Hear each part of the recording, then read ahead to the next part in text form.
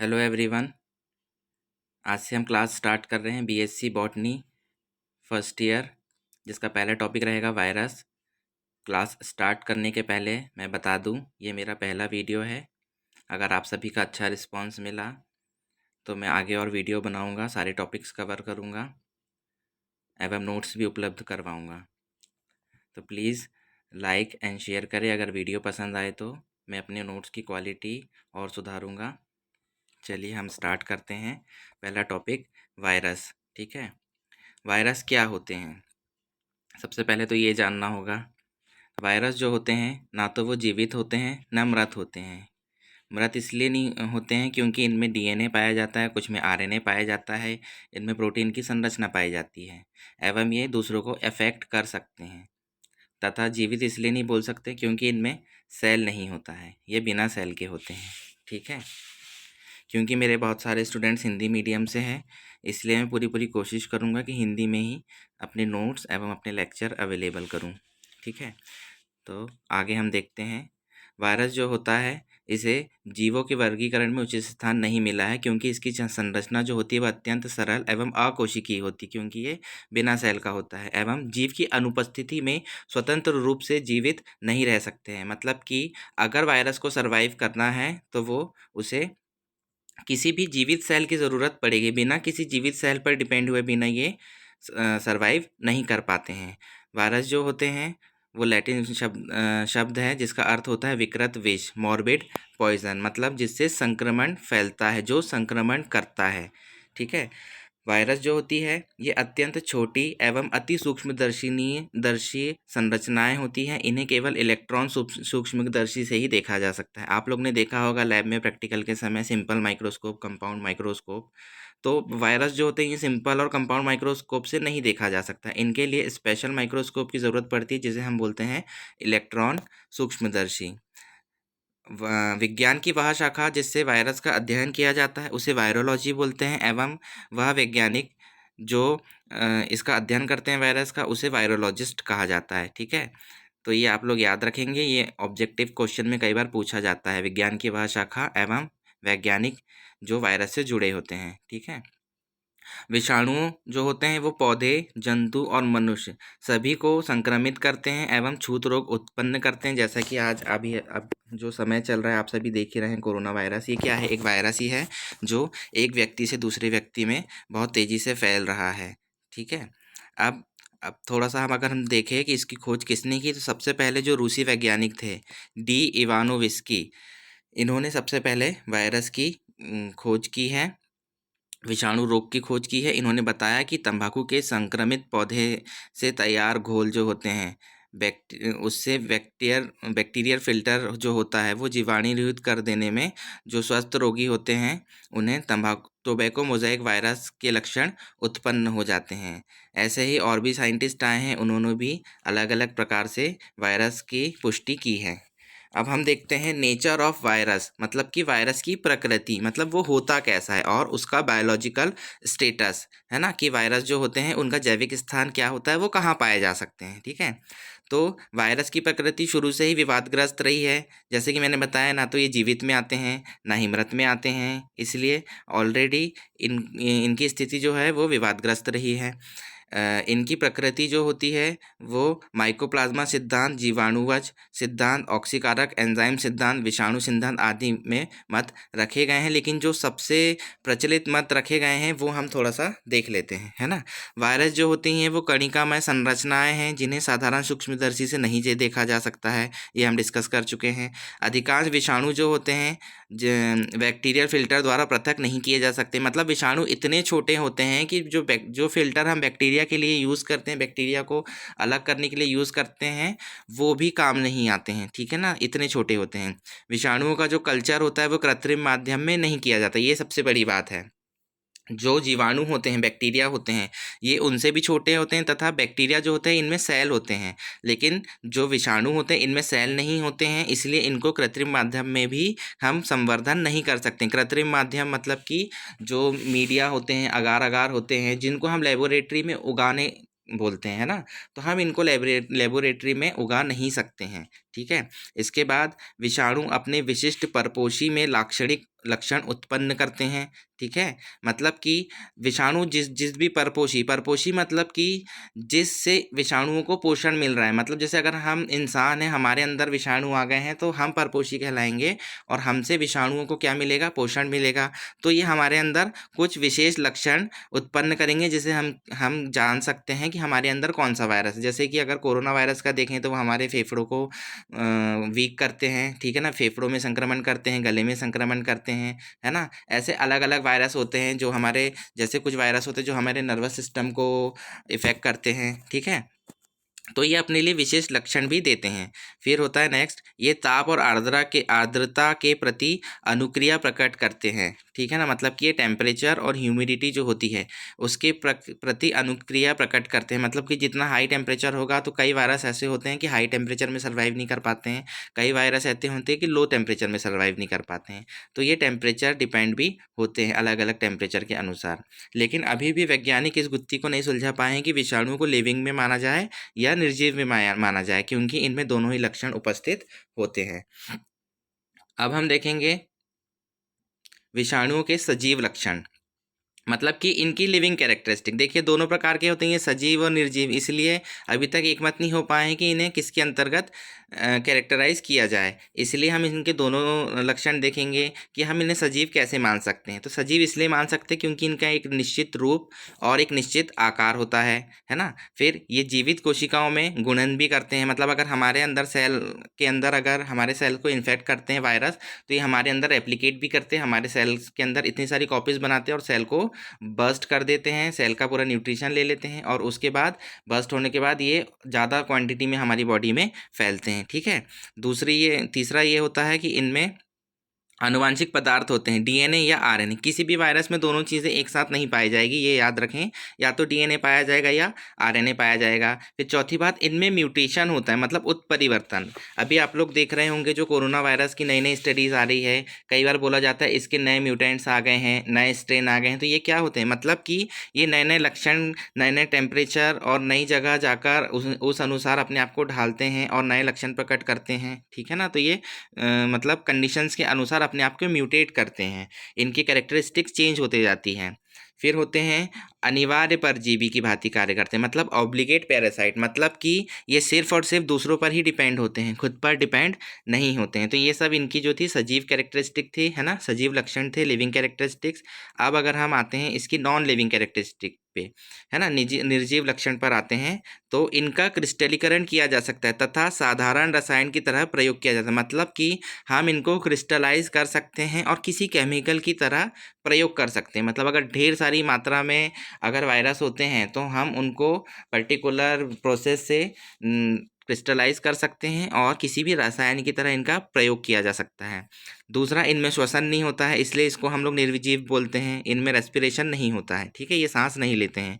ये केवल जीवित पोषक कोशिका के अंदर ही गुणन कर सकते हैं, जबकि इसके बाहर अक्रिय होते हैं। मतलब कि जैसे कोई वायरस है, वो जब तक उसको जीवित कोशिकाएं नहीं मिलेंगी, किसी पादप की, किसी जंतु की या किसी बैक्टीरिया की, जब तक इसको लिविंग सेल नहीं मिलेगा, जीवित कोशिकाएं नहीं मिलेगी जिसके अंदर पर्याप्त मात्रा में न्यूट्रिशन हो, तब तक के ये गुणन नहीं करेंगे। अगर ये किसी निर्जीव सतह पर हो जाएं, किसी पत्थर पर या फिर ज़मीन पर, है ना, तो वहाँ पर ये गुणन नहीं कर पाएंगे, ठीक है ना। इसलिए इसको नॉन लिविंग कहा जाता है कि अपने आप से कुछ नहीं कर पाते हैं। फिर इनमें किसी भी प्रकार की उपापचय क्रियाएं नहीं पाई जाती है, ठीक है। तो ये हो गई इसकी नॉन लिविंग कैरेक्टरिस्टिक्स। अब आगे हम देखेंगे विषाणु की परिजीविता जो स्तर होता है, जीन लेवल की होती है, ठीक है ना। मतलब कि ये इतने छोटे होते हैं कि हमारे जीन्स तक की इनकी पहुंच होती है, ठीक है ना।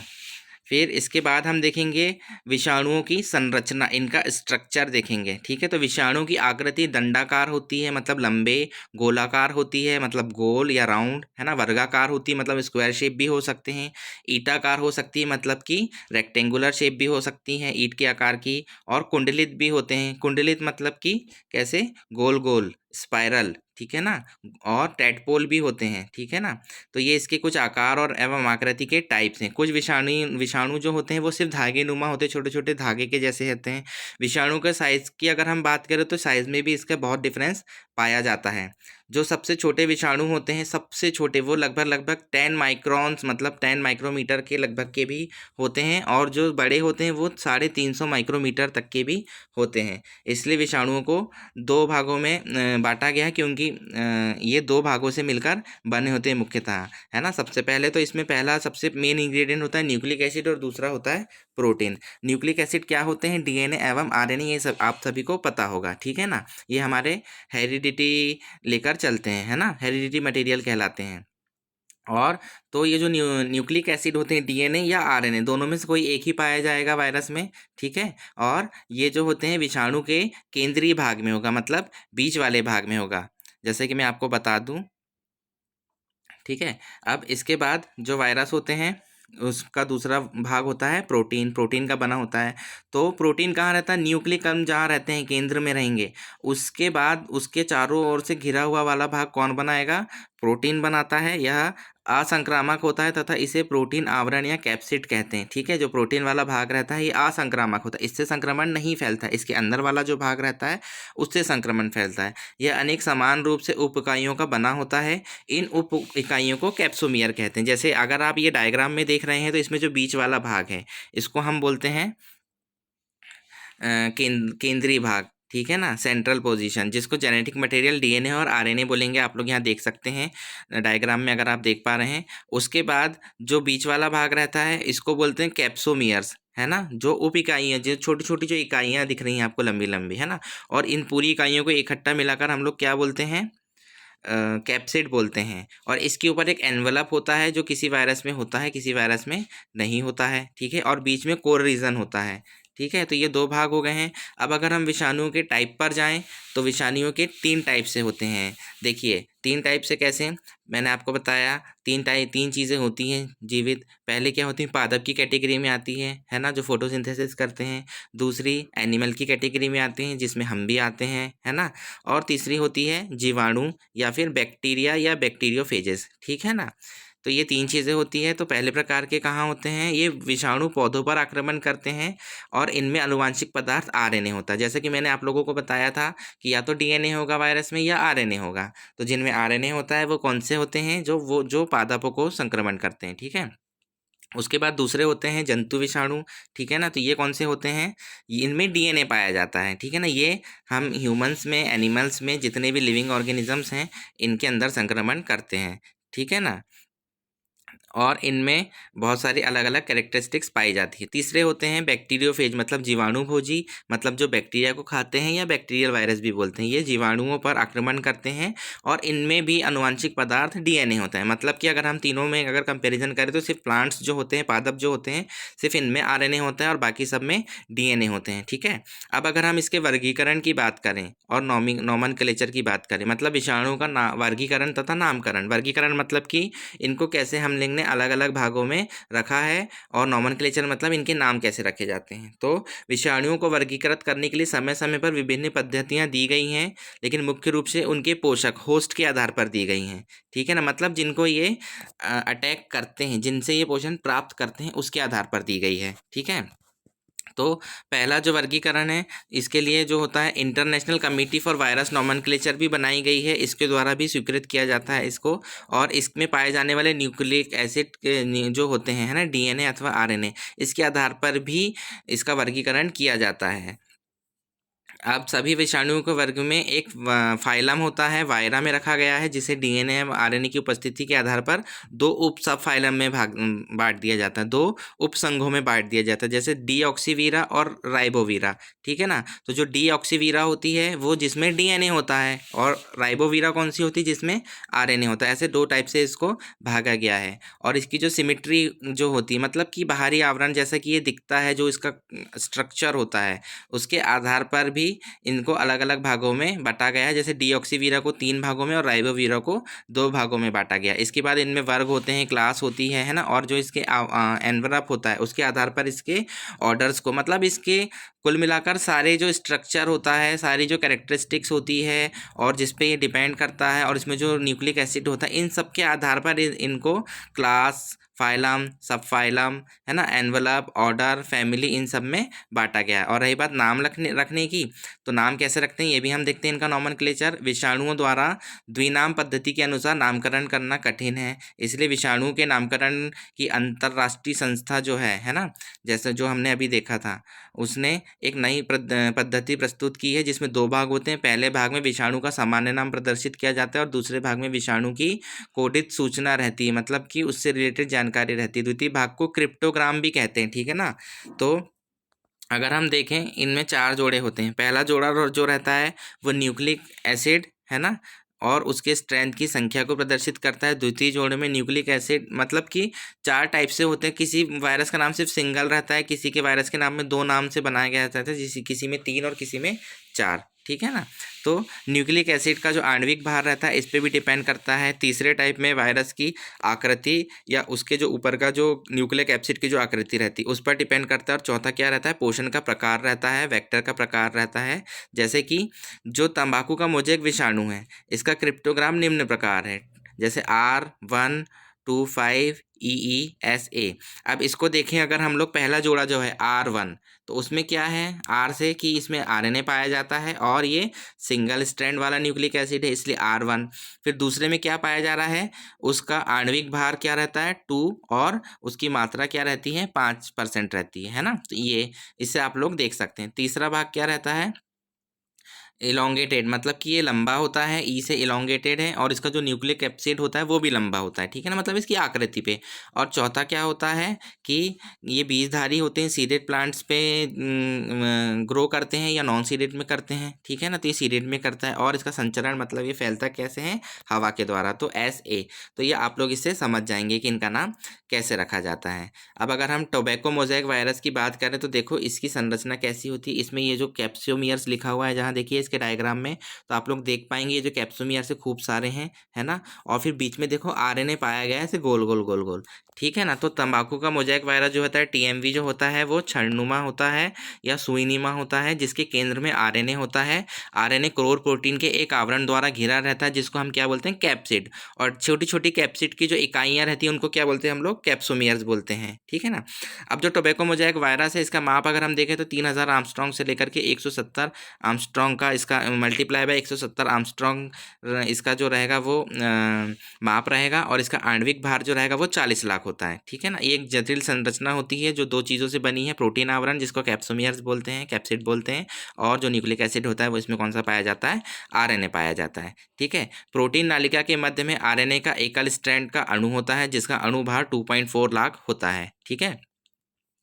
अब इसके बाद हम देखें तो इसका रिप्रोडक्शन की अगर हम बात करें, इनमें जनन और गुणन की अगर हम बात करें तो वो देखते हैं, पादपों में विषाणु का प्रवेश कीटों, वाहक कीटों के द्वारा अथवा कोशिकाओं के चोटिल हो जाने के कारण होता है। मान के चलिए कि कोई ऐसे कीड़े हैं जो कहीं और से आए हैं और वो संक्रमित है और फिर वो कहाँ आ रहे हैं, प्लांट्स पर आकर बैठ रहे हैं, तो वो वहाँ उसके थ्रू मतलब संक्रमित करेंगे। जब वो प्लांट्स को खाएंगे, कुछ करेंगे, तो उनके अंदर से, उनके सलाइवा से जो है वो प्लांट्स में एंटर कर जाएंगे। और दूसरा, अगर प्लांट कहीं से इंजर्ड है, अगर उसको कहीं से चोट लगी हुई है, तो वो वहाँ से उनके केंद्रक में प्रवेश करेगा, ठीक है ना। और इस समय लाइसोसोमल एंजाइम्स कोशिका को घुलनशील बनाने में सहायक होते हैं, ठीक है।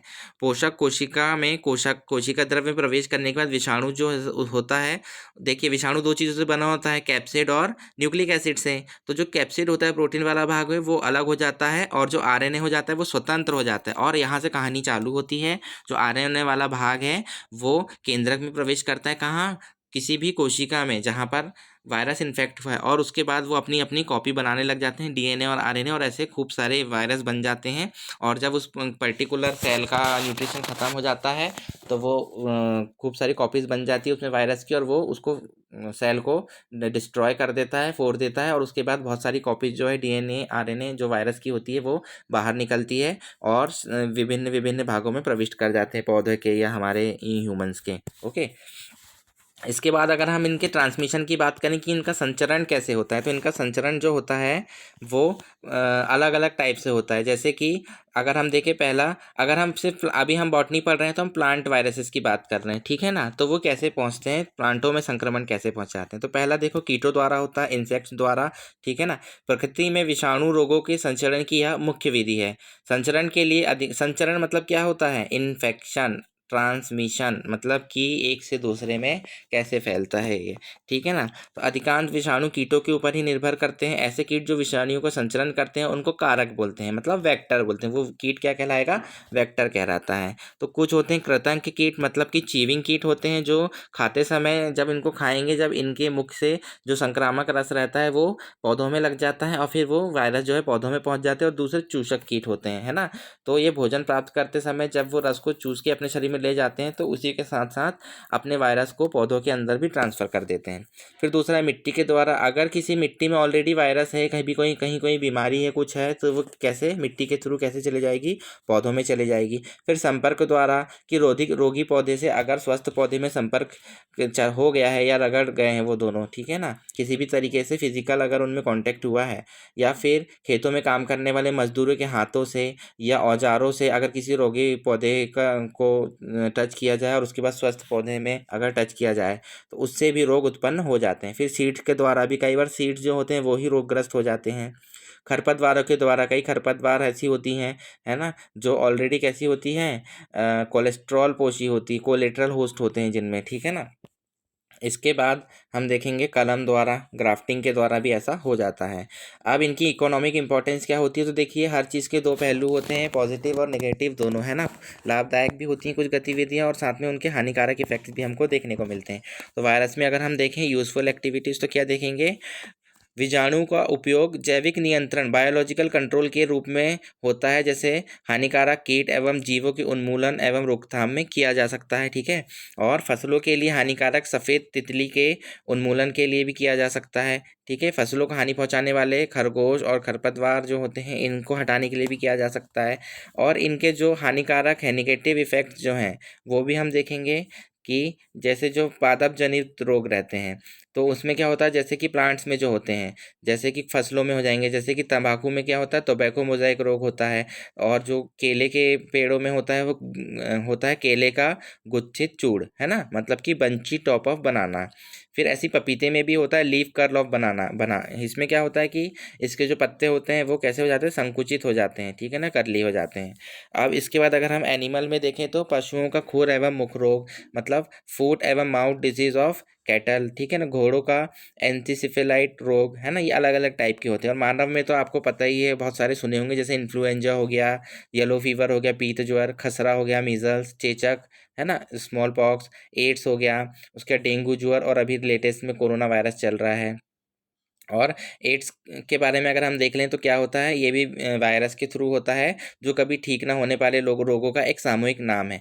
एड्स बीमारी का नाम नहीं है, एड्स उस अवस्था का नाम है जब जो एचआईवी जो होता है, ये वायरस जो होता है, एचआईवी जो वायरस होता है, जिस वायरस के थ्रू हमको एचआईवी बीमारी होती है ना, तो जब ये बीमारी हमको होती है तो इस बीमारी से क्या होता है, हमारा जो इम्यून सिस्टम है वो वीक हो जाता है। और इम्यून सिस्टम वीक हो जाता है, रोग प्रतिरोधक क्षमता कमज़ोर हो जाती है। तो जो छोटे छोटे रोग होते हैं, सर्दी जुकाम, खांसी, बुखार, मलेरिया, टाइफाइड, पीलिया, है ना, ये और भी जो बीमारियां होती है वो ठीक नहीं हो पाती हैं। और सारी बीमारियां जब घर बना लेती हैं, छोटी छोटी बीमारियां मिलकर ढेर सारी बीमारियां, तो उस अवस्था को बोलते हैं एड्स, मतलब कि एक्वायर्ड इम्यून डेफिशिएंसी सिंड्रोम। मतलब कि हमारी बॉडी में जो हमारी इम्यूनिटी है वो पूरी तरह से वीक हो गई है और हमारी बॉडी में बहुत सारी बीमारियां जो हैं वो घर कर गई हैं और अब वो ठीक नहीं हो पा रही हैं, उनका ग्रुप बन गया है ना। तो ऐसी अवस्था को क्या बोलते हैं, एड्स बोलते हैं। तो ये एक अवस्था होती है, ठीक है ना। और ये किसके थ्रू होती है, ये अवस्था कैसे आती है, एचआईवी वायरस के थ्रू आती है, human human immuno deficiency virus के थ्रू आती है, ठीक है ना। तो ये हो गया हमारा आज का टॉपिक यहाँ कंप्लीट। अगर आप लोगों को वीडियो पसंद आए तो प्लीज़ लाइक करें, शेयर करें, सब्सक्राइब करें, और ताकि हम इस वीडियो को आगे से आगे तक पहुँचा पाए और मैं अपने नोट्स की क्वालिटी सुधार पाऊँ। Thank you.